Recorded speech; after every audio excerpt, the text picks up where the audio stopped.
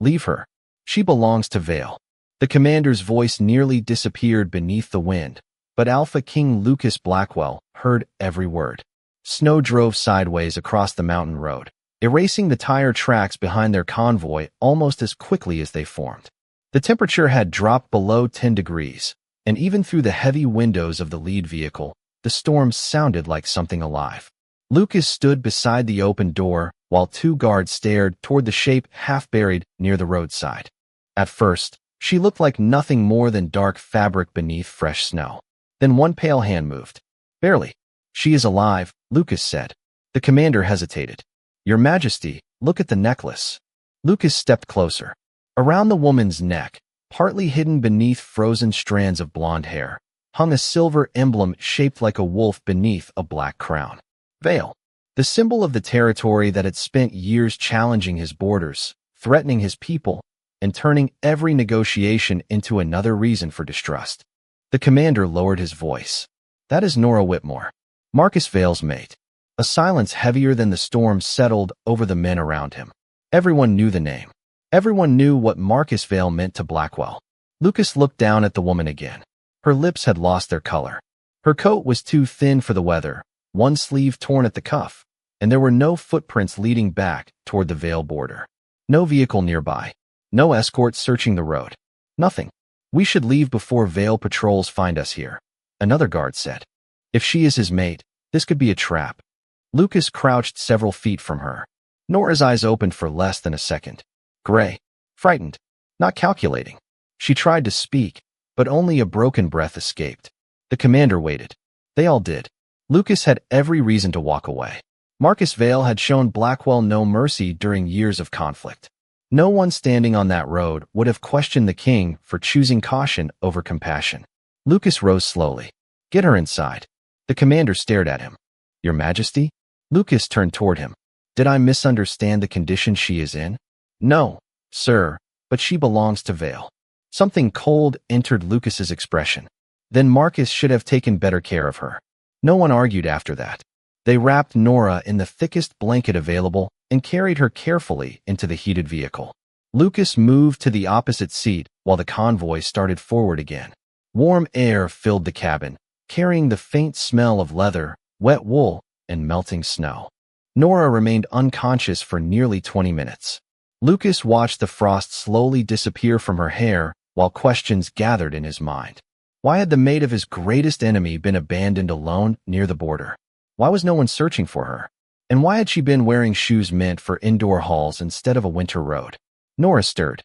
Her fingers tightened weakly around the blanket. Then her eyes opened. The moment she recognized Lucas, fear flashed across her face. She tried to move away, but exhaustion stopped her. You are in Blackwell territory, Lucas said. You are safe for now.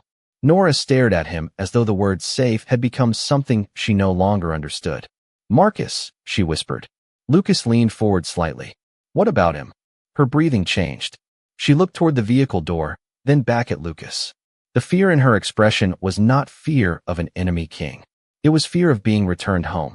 Nora gathered what little strength she had left and spoke the words that changed everything Lucas thought he knew about the war between them.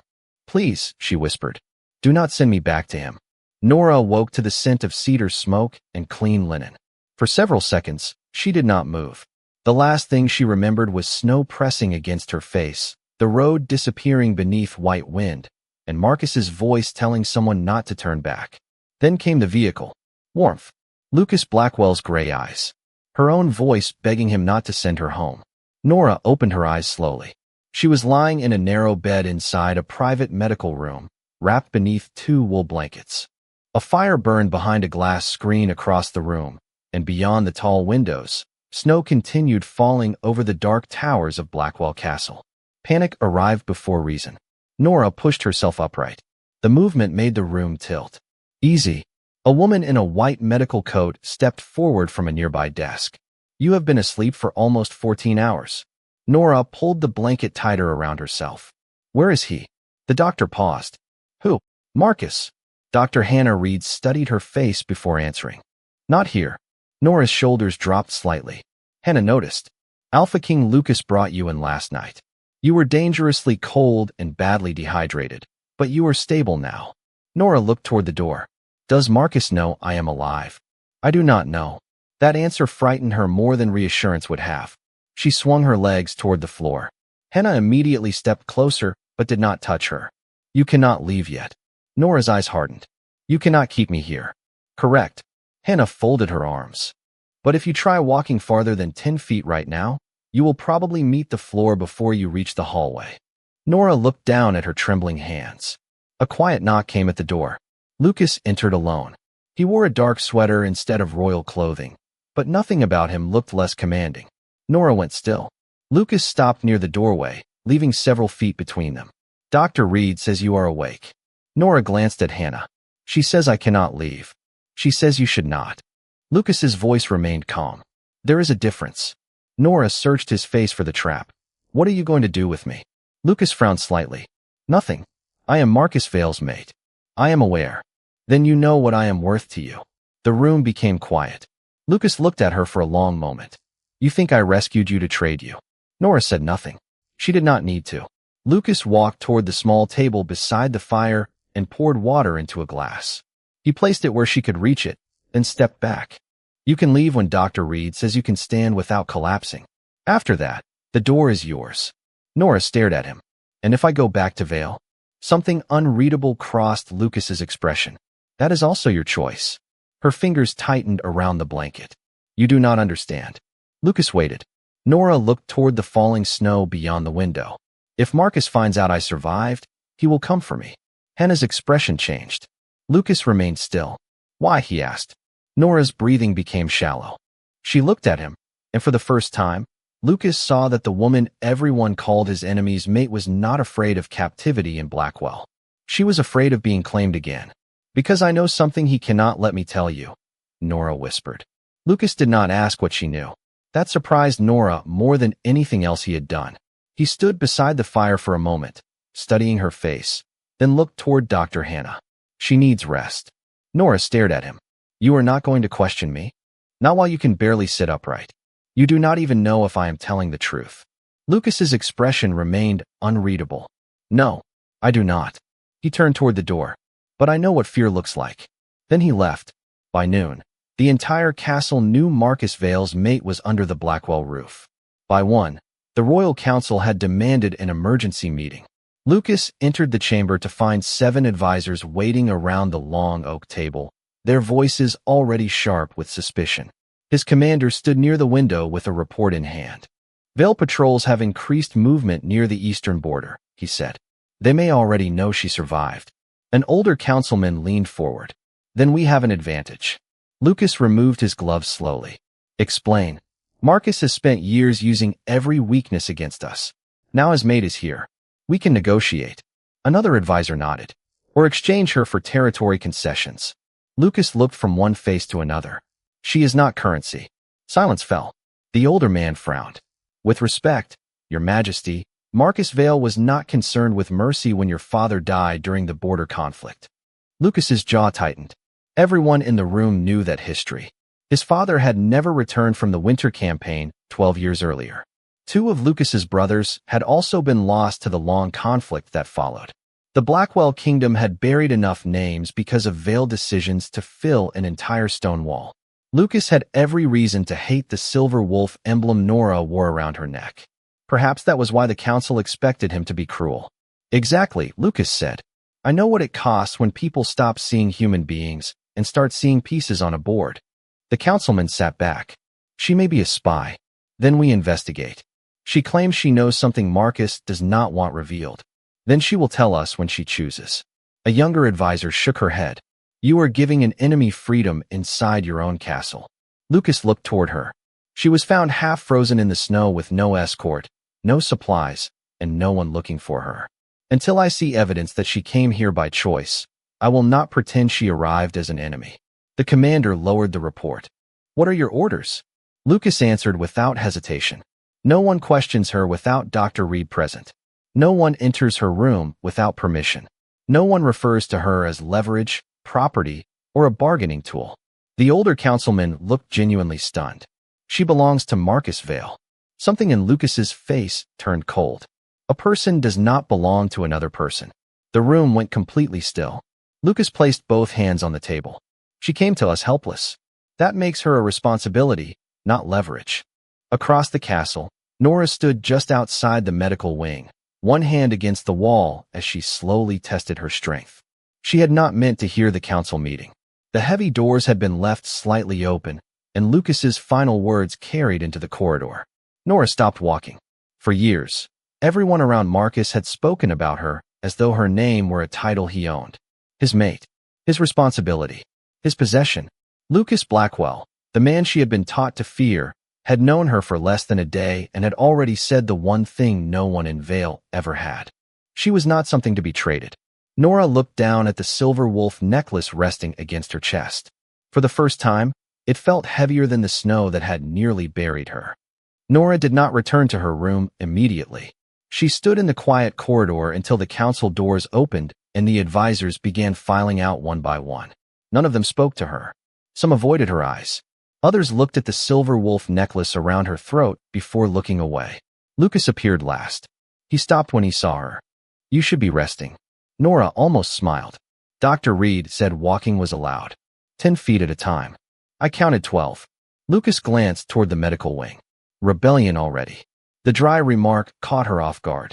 For the first time since waking in Blackwell Castle, the tension in her shoulders loosened slightly. Then her expression became serious. "I heard what you said in there." Lucas did not pretend otherwise. "Which part?" "That I am not leverage." He studied her face. "You are not." Nora looked down at the necklace. "People have said I belonged to Marcus for so long that I stopped noticing how strange it sounded." Lucas said nothing. That silence felt different from Marcus's silences. Marcus had used silence to make people fill it with apologies. Lucas seemed willing to let it remain empty. Nora returned to the medical room, where a tray waited beside her bed. Soup, bread, water, and sliced apples. She stared at it without touching anything. When Hannah returned an hour later, the food remained exactly where she had left it. "Not hungry?" the doctor asked. Nora looked toward the tray. "I am." Hannah understood too quickly. "You think someone put something in it?" Nora's face tightened. "I think I have survived this long by not trusting what people hand me." Hannah nodded and removed the tray without argument. 20 minutes later, Lucas appeared carrying 2 bowls of soup. "Dr. Reed told you?" Nora asked. "She told me you had not eaten." He placed one bowl on the small table and kept the other. Then he sat in the chair near the fire. Nora watched as he lifted the spoon and ate. Once. Twice. He did not look at her while doing it. He did not say the food was safe. He did not tell her she was being unreasonable. He simply finished half the bowl, set it down, and stood. "The kitchen closes in an hour," he said. "If you want something different, tell Hannah." Nora stared at the untouched bowl he had left for her. "Why are you doing this?" Lucas paused near the door. "Eating soup. You know what I mean." He looked back. "Because you nearly died last night. I am still Marcus Vale's mate." Lucas's expression cooled, but not toward her. "That does not make hunger less real." Then he left. Nora remained alone with the fire crackling softly behind the glass. Steam rose from the soup in thin white curls. She waited several minutes, as though expecting the kindness to reveal its hidden price. Nothing happened. No guard entered. No questions followed. Finally, Nora reached for the spoon. The first taste was simple. Warm broth. Potatoes. Thyme. Nothing more. She ate slowly at first, then faster than she intended. When Hannah returned an hour later, the bowl was empty. The doctor noticed, but said nothing. Later that evening, Lucas passed the medical wing and saw the empty bowl waiting outside Nora's door. He stopped for only a second before continuing down the corridor. Neither of them understood it yet, but trust had entered Blackwell Castle without ceremony. It looked like nothing important, just an empty bowl on a wooden tray. Over the next 2 days, Nora began leaving the medical wing for short walks through the quieter parts of the castle. At first, every hallway felt like a test. She expected guards to follow too closely, servants to whisper when she passed, advisors to demand answers she was not ready to give. Some people did stare. A few lowered their voices when they saw the silver wolf necklace at her throat. But no one stopped her. No one ordered her back to her room. No one asked permission on her behalf. That freedom felt so unfamiliar that it made her nervous. Blackwell Castle was not what Marcus had described. He had called it a place built on fear, ruled by a man who cared only about power. Yet Nora saw children racing through the west corridor while their tutor laughed behind them. She saw Lucas stop beside an elderly groundskeeper to ask about his daughter's recovery.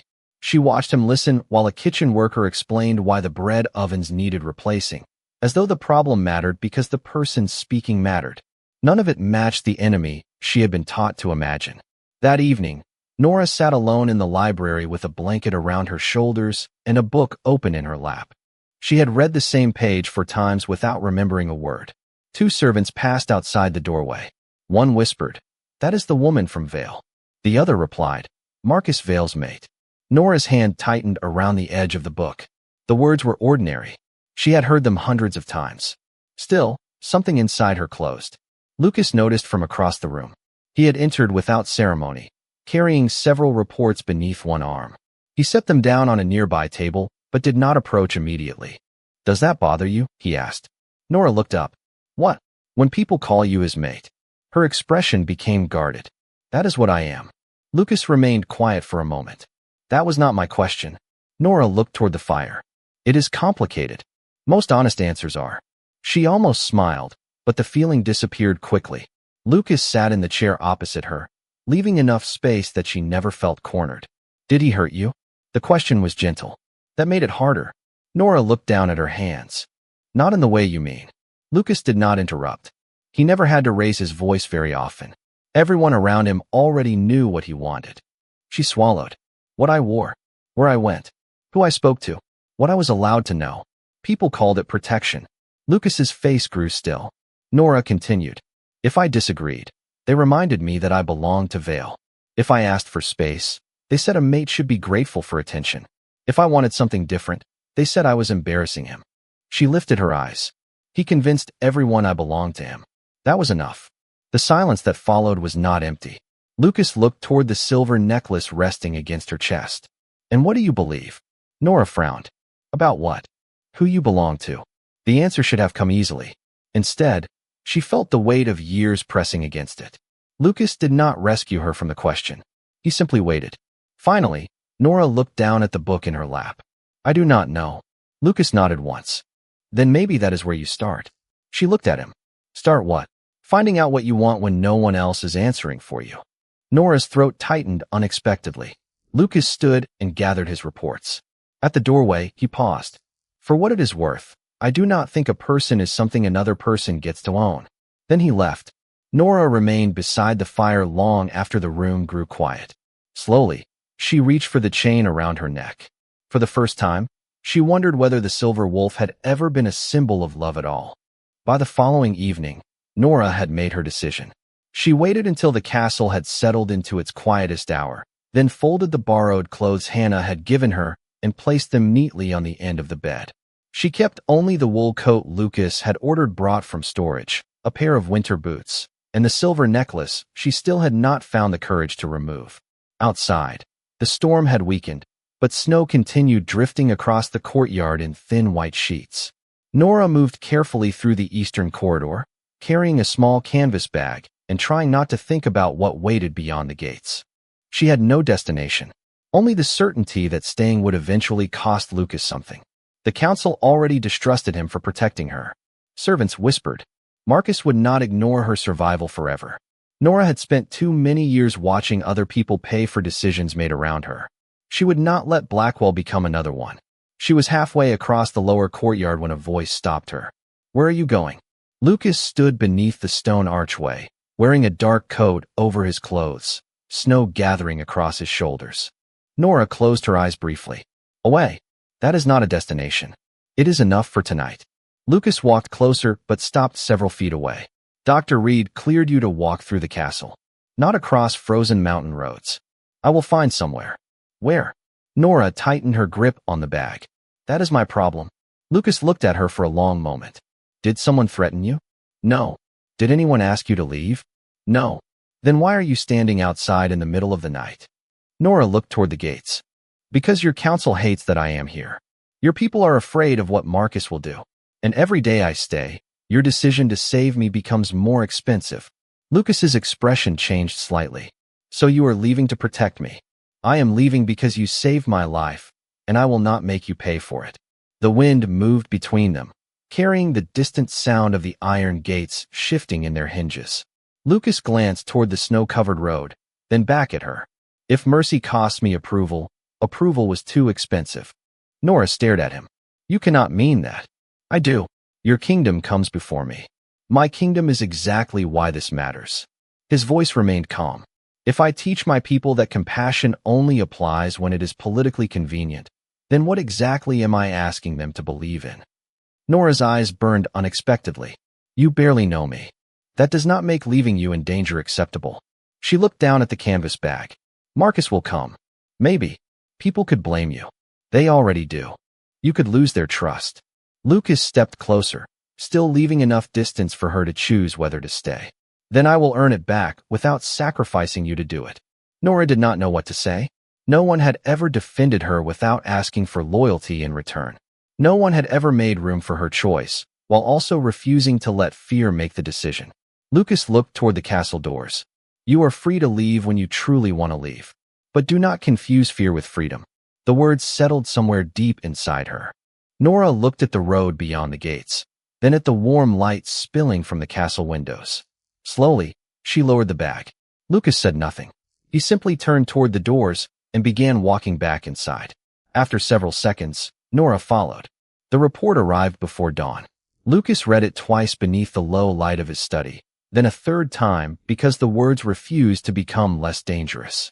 3 Veil patrol groups had moved toward the eastern border overnight. Supply wagons followed behind them. No official declaration. No explanation. Just movement. His commander stood across the desk, waiting. If Marcus knows Nora is here, this may be the reason.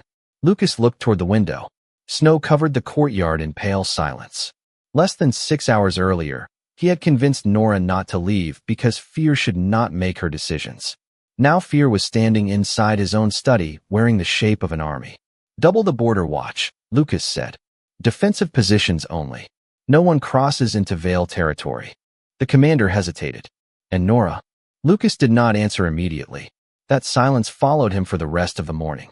He attended council meetings, reviewed maps, listened to advisors repeat the same argument in different words. Send her away. Return her. Move her somewhere secret. Every option sounded practical when Nora was reduced to a problem instead of a person. By evening, Lucas found himself standing outside her door. His hand lifted once toward the wood, then stopped. What if the council was right? What if Nora had been sent deliberately? What if every quiet conversation, every frightened look, every moment of trust had been carefully designed? He hated himself for thinking it. But a king who ignored danger because he wanted to believe in someone could cost thousands of people their safety.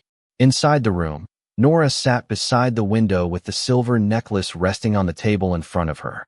She had heard the castle change again. More guards in the courtyard. Messengers moving quickly. Doors closing before conversations began. Henna had tried to reassure her, but Nora knew Marcus too well. If troops were moving, he was not coming because he missed her. She looked at the canvas bag she had unpacked only hours earlier. Perhaps she had been wrong to stay. Perhaps Lucas had been wrong to let her. A knock finally came. Come in. Lucas entered but remained near the door. Nora saw the answer in his face before he spoke. Marcus is moving forces toward the border. She nodded slowly. Because of me. We do not know that. You think it. Lucas looked away. That hurt more than if he had lied. Nora stood. You should send me somewhere else. His eyes returned to her. Is that what you want? It may be what your people need. That is not the same question. Nora's throat tightened. If I stay and this becomes a war, I will never forgive myself. Lucas walked toward the table and looked at the silver necklace she had removed. And if you leave because you believe your existence causes war, then Marcus still gets to decide what you are allowed to be. Nora stared at him. You are afraid I might be a trap. Lucas did not deny it. Yes. The honesty landed between them. Then why are you still here? She asked. Lucas took a slow breath. Because fear is not evidence. Nora looked down at her hands. And if evidence comes? His voice softened. Then I will face it. She looked at him again. Even if it proves you were wrong about me? Lucas held her gaze. Even then. For several seconds, neither moved. The distance between them felt colder than the snow outside. Nora understood that trust was not the absence of doubt. Sometimes it was the choice not to let doubt become a verdict. Lucas turned toward the door. Get some rest. Nora watched him leave, knowing he might still decide by morning that she had to go. Lucas walked back toward the council chamber, knowing he might have to make the same choice. And somewhere beyond the eastern mountains, Marcus Vale's forces kept moving closer. The emergency began just after midnight, when the storm cut power to the lower village and blocked the mountain road leading to Blackwell Castle. A messenger arrived breathless at the medical wing with snow covering his coat. "Dr. Reed, the Miller boy is getting worse." Hannah was already reaching for her medical bag. "How high is the fever?" 104. "His breathing is shallow, and the village doctor cannot reach us." Nora stood near the fireplace and felt something inside her sharpen. "How old is he?" Hannah looked at her. 7. Nora was moving before fear could stop her. "What other symptoms?" The messenger described them quickly. Nora closed her eyes, remembering winters in Vale territory before Marcus had claimed every useful part of her life for himself. Her mother had been a rural healer. Nora had spent years learning which symptoms meant wait, which meant act, and which meant never waste another minute. "It may be a severe respiratory infection," she said. Hannah studied her. "You have medical training?" "Not formal." Nora reached for her coat. "But I know enough to help until someone better arrives." Lucas appeared in the doorway just as Hannah prepared to leave. "The roads are closed." "Then we go on foot," Hannah said. Nora shook her head. "The child is already here." They brought him to the south wing before the road disappeared. Minutes later, the small infirmary filled with quiet urgency. The boy lay beneath blankets while his frightened mother sat beside him. Nora stopped at the doorway. Every instinct told her the people inside would see Vale before they saw her. Then the boy coughed weakly, and that fear stopped mattering. Nora approached slowly. "May I?" Hannah nodded. Together, they checked his breathing, temperature, and response. Nora remembered her mother's methods, but she did not pretend they were magic. Warm fluids, careful cooling, positioning him so he could breathe more comfortably, monitoring every change while Hannah managed the medical treatment available. "He needs time," Hannah said, "and close observation." Nora stayed. Hours passed. She changed cool cloths, helped the boy sip water, and told him a ridiculous story about a goat that once chased Marcus's entire kitchen staff through a garden. The child almost smiled. His mother did. Near dawn, the fever finally began to fall. Not dramatically. 1 degree. Then another. Hannah checked his breathing and released a breath she had been holding for hours. "He is stabilizing." Nora looked down at the sleeping child. Only then did she realize Lucas had been standing quietly outside the room for nearly an hour. Several servants stood behind him. So did 2 council members who had once demanded Nora be removed from the castle. None of them spoke. Nora stepped into the corridor, suddenly uncomfortable beneath their attention. "Dr. Reed did most of it," she said. Hannah appeared behind her. "No, we did it together." One councilman lowered his eyes. Lucas looked toward the room where the boy's mother now held her son's hand. Then he looked at Nora. "You did not have to help." Nora's expression tightened. "He is a child, from a kingdom that calls you an enemy." She stared at him. "Children do not choose kingdoms." The words traveled farther than she intended. Lucas looked at the council members behind him. "Remember that." Nora turned away, but Lucas's voice stopped her. "And remember something else. She deserved safety before she saved anyone." The hallway went completely silent. Nora looked back at him. For the first time since arriving at Blackwell, she understood that Lucas had not protected her because she had proved useful, kind, or worthy. He had protected her when she had nothing to offer except her own life. The realization broke through something she had been holding together for years. Nora lowered her eyes as tears finally came, quiet and unexpected.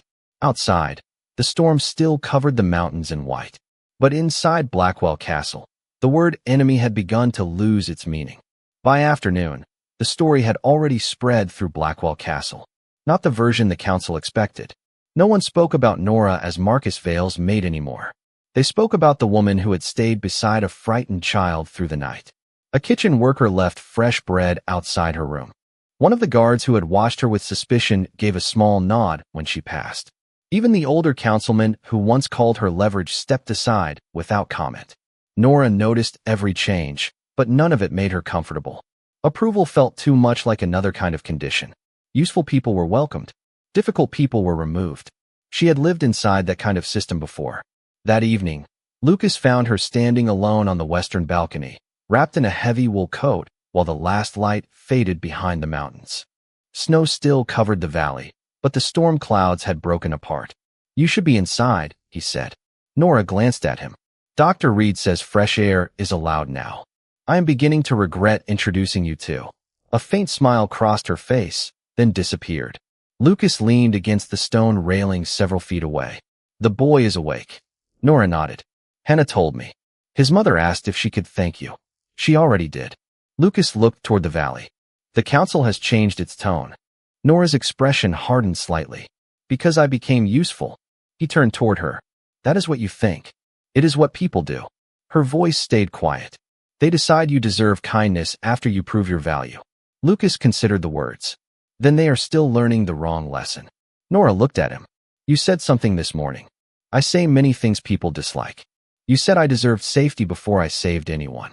Lucas met her eyes. "You did." Nora looked away quickly. The wind lifted a loose strand of blonde hair across her cheek. "Marcus never believed that." Lucas did not speak. Nora continued before she lost the courage. "He believed protection had to be earned through obedience." Her hand moved toward the empty space at her throat where the silver necklace had once rested. She had left it on the table in her room. "If I made him look strong, I was protected. If I disagreed, I became ungrateful."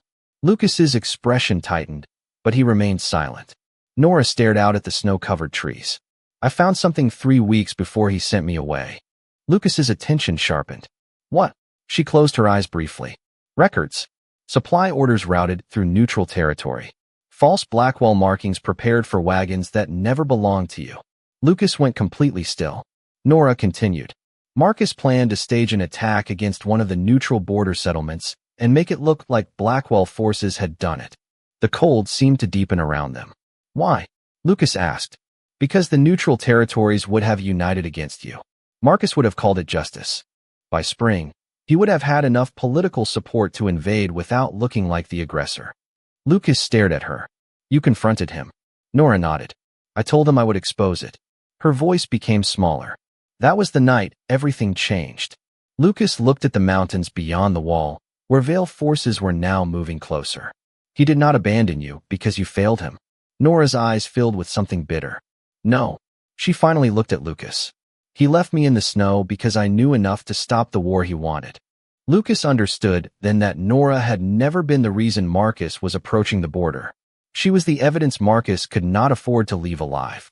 And for the first time since finding her beneath the storm, Lucas realized the woman his kingdom had feared might be the only person capable of saving them all. Nora did not sleep that night. Neither did Lucas. Before sunrise, he summoned only 3 people to his private study: Dr. Hannah Reed, his commander, and the head of intelligence. No counsel, no servants, no one who might turn Nora's truth into gossip before they understood what it meant. Nora sat near the fire with a blanket around her shoulders while a map of the neutral territories covered the table. Lucas stood across from her. "Tell us everything you remember." Nora looked at the map. Her finger moved slowly toward a settlement near the Eastern Trade Road. "Marcus chose this place because it has no permanent defense force. 3 territories use the road, so everyone would hear about an attack within hours." The intelligence chief leaned closer. "And the Blackwell markings?" "Stored in a warehouse outside Vale's northern district. Wagon panels, uniform patches, supply seals." Lucas's jaw tightened. "You saw them?" Nora nodded. "I found the inventory records first. Then I went to the warehouse because I thought there had to be another explanation." She paused. The room stayed quiet. There was not. 3 weeks earlier, Nora had stood inside that warehouse staring at crates marked with Blackwell symbols that should never have existed in Vale territory. She had taken copies of the supply records and hidden them inside the lining of an old travel bag. That evening, she confronted Marcus. He did not deny anything. He simply asked why she had been somewhere she was never authorized to enter. Nora told him innocent families could be blamed for a war they had not started. Marcus told her kingdoms were built by people willing to control the story before someone else did. "I said I would tell the neutral councils," Nora continued. Lucas looked at her. "And the next morning?" Her hands tightened around the blanket. "He told me we were traveling to a private estate." She had believed him because part of her still wanted to believe there was a line Marcus would not cross. Instead, the vehicle stopped near the border as the storm worsened. Nora was ordered out under the excuse that another car would collect her. No second vehicle came. No one returned. He thought the storm would erase the problem, she said quietly. Lucas looked toward the fire. For several seconds, no one spoke. Then the intelligence chief asked, "The records you copied, where are they now?" Nora reached for the silver wolf necklace she had carried into the study but no longer wore. She turned the metal emblem over and pressed a tiny catch hidden beneath the crown. The back opened. Inside was a narrow storage chip sealed beneath clear material. Everyone in the room froze. Nora placed it on the table. "I could not trust a bag. I could not trust a room. So I carried the evidence where Marcus believed his symbol belonged." Lucas stared at the necklace, understanding the irony. The thing Marcus had used to mark Nora as his possession had carried the proof that could destroy his plan. The commander reached toward the chip, then stopped. "With your permission." Nora looked at him, surprised by the question. Then she nodded. Lucas noticed that too. Within minutes, the files appeared on a secure screen. Supply orders, route maps, false insignia, dates. The planned attack was less than 2 weeks away. The evidence was real. Lucas looked at Nora. The woman his counsel had feared as a possible spy had been telling the truth from the beginning. "You could end this before it starts," the commander said. Nora looked at the screen, then at Lucas. She already knew what the council would want. Her testimony, her face, her story turned into a weapon against Marcus. Lucas seemed to understand the same thing. He closed the file. "No one uses her name without her permission." The intelligence chief looked surprised. "Your Majesty, this evidence could give us an immediate advantage." Lucas met his eyes, then used the evidence. He looked toward Nora, not the woman who nearly died carrying it. By noon, the council had learned enough to become dangerous. Lucas entered the chamber to find the storage chip projected across the main screen, every forged Blackwell seal displayed beside the route Marcus planned to use. The evidence was overwhelming. So was the excitement in the room. "We release everything today," one advisor said. "Her testimony with it." Another nodded. "If Nora speaks publicly, Marcus loses every neutral alliance within hours." Lucas remained standing at the head of the table. "She has not agreed to that." The older councilman frowned. "She does not need to. The evidence concerns the security of Blackwell." "The evidence does," Lucas said. "Her life does not belong to this council." The room quieted. "Your Majesty," the commander said carefully. "Without her testimony, Marcus may claim the records were manufactured. Then we verify them independently. That takes time." "Then take the time." The advisor across from him leaned forward. "You have an opportunity to destroy Marcus without sending a single soldier across the border." Lucas looked at him. "And all it costs is using a frightened woman exactly the way he did." No one answered. Lucas left before the argument could continue. He found Nora in the greenhouse, standing beneath the glass roof while winter sunlight reflected across rows of dormant plants. She was holding the silver necklace in one hand. "They want me to speak," she said before he could explain. Lucas stopped several feet away. "Yes. And you told them no." "I told them the choice is yours." Nora looked down at the emblem. "If I speak, Marcus loses everything." "Possibly. You want that?" Lucas considered the question. "Part of me does." She looked up. His honesty surprised her. "My father died because of decisions Marcus helped make. My brothers never came home because this conflict kept growing. There are days when revenge feels like justice if I do not look at it too closely." Nora waited. Lucas continued. "But you survived being treated like property. I will not save you just to own your usefulness." The words settled beneath the glass ceiling. Nora's fingers closed around the necklace. "Then what do you want from me?" Lucas answered without hesitation. "Nothing." She stared at him. "That cannot be true." "It is. You saved me. You protected me from your council. You gave me shelter while Marcus moved soldiers toward your border. None of that creates a debt." Nora looked away, struggling with an idea more unfamiliar than cruelty. Kindness without a bill attached. Protection without ownership. Lucas stepped closer, but not enough to crowd her. "What do you want?" he asked. Nora's eyes filled. No one had ever asked the question without already preparing the answer for her. She looked through the glass at the snow-covered grounds beyond the greenhouse. "For the first time in my life," she said slowly, "I want the choice to be mine." Lucas nodded once. "Then it is." Nora looked at him for a long moment. Even if I choose not to help you? Even then? Even if Marcus remains your enemy? He was my enemy before I found you. Nora lowered her eyes to the necklace. Something inside her shifted. Not because Lucas had persuaded her. Because he had refused to. That evening, she asked for the evidence files. She spent hours reviewing every page with the intelligence team, correcting dates, and identifying names they had misunderstood. Near midnight, Lucas found her still working. You do not have to do this, he said. Nora looked at the screen, then at him. I know. She removed the silver necklace from the table and placed it inside a drawer. That is why I finally can. Nora chose to speak 3 days later. Not because the council demanded it. Not because Lucas asked. He never did. She chose because the intelligence team had confirmed every route, every forged seal, and every shipment hidden behind neutral companies. The evidence could prove Marcus had planned the deception, but Nora knew there would still be people willing to call the records fabricated if no one explained how they had been found. So she stood before representatives from 4 neutral territories inside Blackwell Castle with Lucas seated far enough away that no one could mistake her voice for his command. The room was quiet when Nora began. She described the warehouse, the false markings, the supply schedules, and the night she realized innocent settlements were being turned into pieces on a political board. She did not dramatize what happened afterward. She did not need to.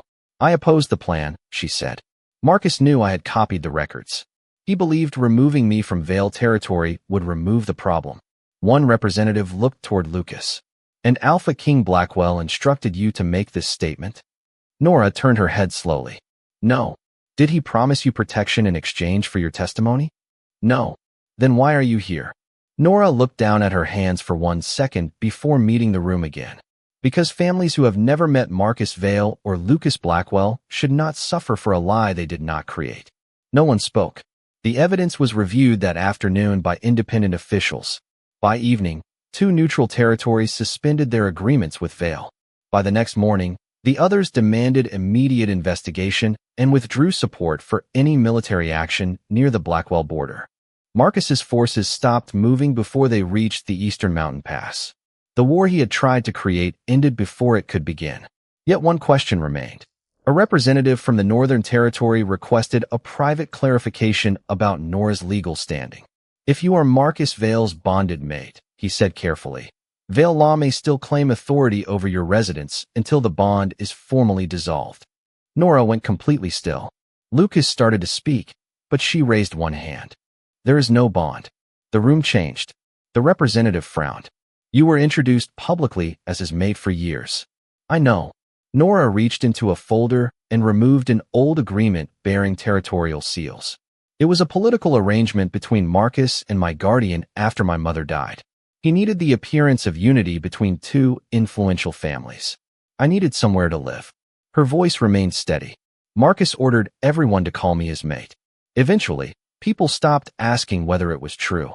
Lucas stared at the document. You were never bonded to him. Nora shook her head. Never. Something passed across Lucas's face, not relief exactly, but the understanding of how completely a story could become a prison when enough powerful people repeated it. The representative reviewed the agreement. Then he has no legal claim over you. Nora let out a breath that seemed to have been trapped inside her for years. No claim. No title. No obligation hidden beneath a word she had never chosen. Later, she stood alone in the corridor outside the chamber until Lucas found her there. Are you all right? He asked. Nora looked toward the tall windows where sunlight reflected across melting snow. I think so. Lucas waited. She turned to him.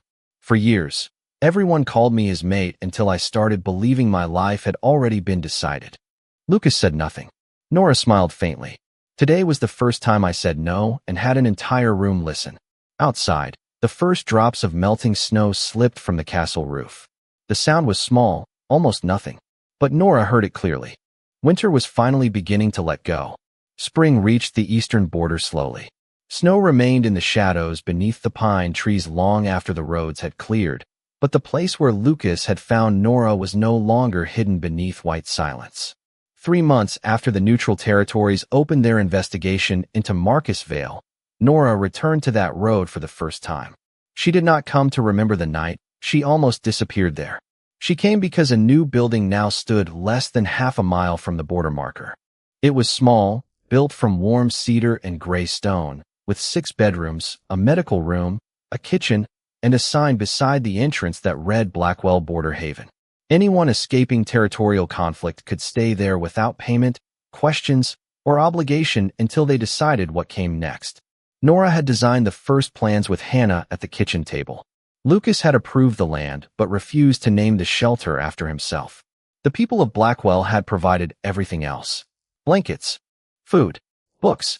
Even the elderly groundskeeper had planted young trees along the path. Nora stood outside the entrance while morning sunlight reflected across the wet road. Behind her, workers carried the last boxes inside. Lucas approached quietly, his dark coat open beneath the warmer sky. "You chose an interesting place for a refuge," he said. Nora looked toward the distant curve in the road where the snow had nearly covered her months earlier. "People are usually found close to where someone else decided to leave them." Lucas followed her gaze. "You did not have to come today." "I know."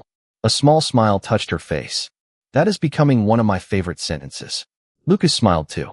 Neither of them spoke for several seconds. Their relationship had changed in the quiet spaces between larger events. Shared breakfasts that no longer needed 2 bowls of soup to prove anything. Walks through the castle gardens. Arguments about books. Long conversations where Lucas never once asked Nora when she planned to leave or whether she planned to stay. That freedom had confused her at first. Then it had healed something she could not name. Nora looked at him. "You never asked me to choose you." Lucas became still. The wind moved softly through the new trees. "You had enough people choosing for you." Her eyes warmed. "That is not an answer. It is the only one I have." Nora stepped closer. "What if I wanted you to ask?"